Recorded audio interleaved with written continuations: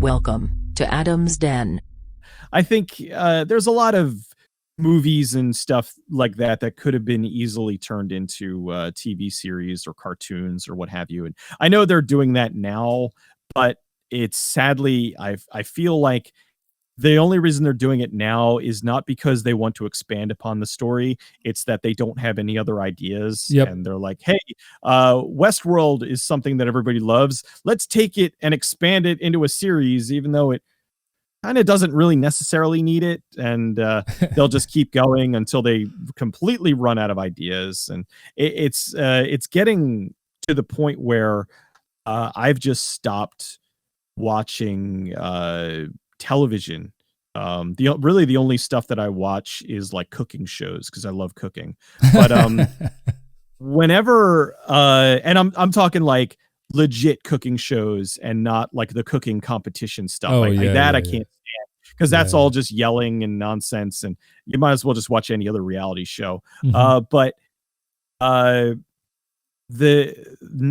it's like they're taking something that was popular once and they're expanding it, and they're just putting today's modern sensibilities into it, and really, quite frankly, making it a boring version of whatever was originally good.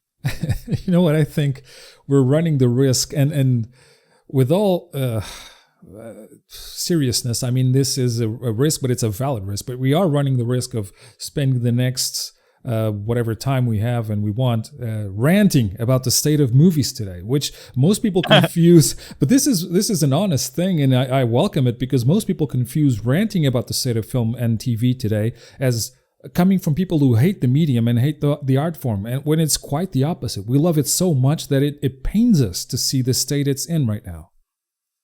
Yeah, it's frustrating because I love movies. I love entertainment. Yeah. But I think that it has gotten to a point where a lot of the mainstream stuff is just very lazy.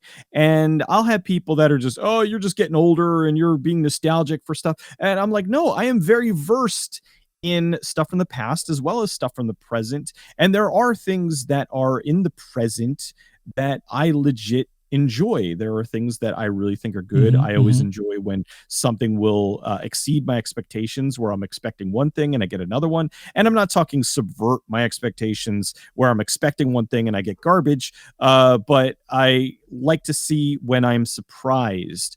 And I think that it happens every so often, and I get very happy when that happens. Yeah. But right now, I was talking with some friends the other day about how, because of COVID, I think we are in for a lot of really, really bad entertainment, because the movie industry in 2020 lost billions of dollars. Yeah. And so moving forward, they're not going to take risks on anything.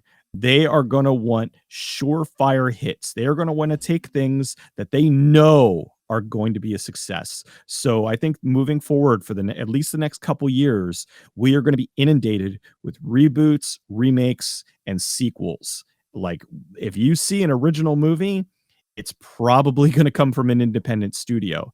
And that's why I think that independence, we might get a resurgence like we did in the 90s when we had movies like Pulp Fiction come onto the scene and just blow everybody away. So I think that what's going to happen is now, because everything is going to be recycled, that you're going to have these smaller films that are hopefully going to come and rise to the occasion and just knock everybody's socks off, and maybe force the studios into thinking a little bit more originally. Although more than likely what will happen is there'll be some kind of independent film that will just dominate, and then all the big studios will just do their version of that independent film on a $200 million budget.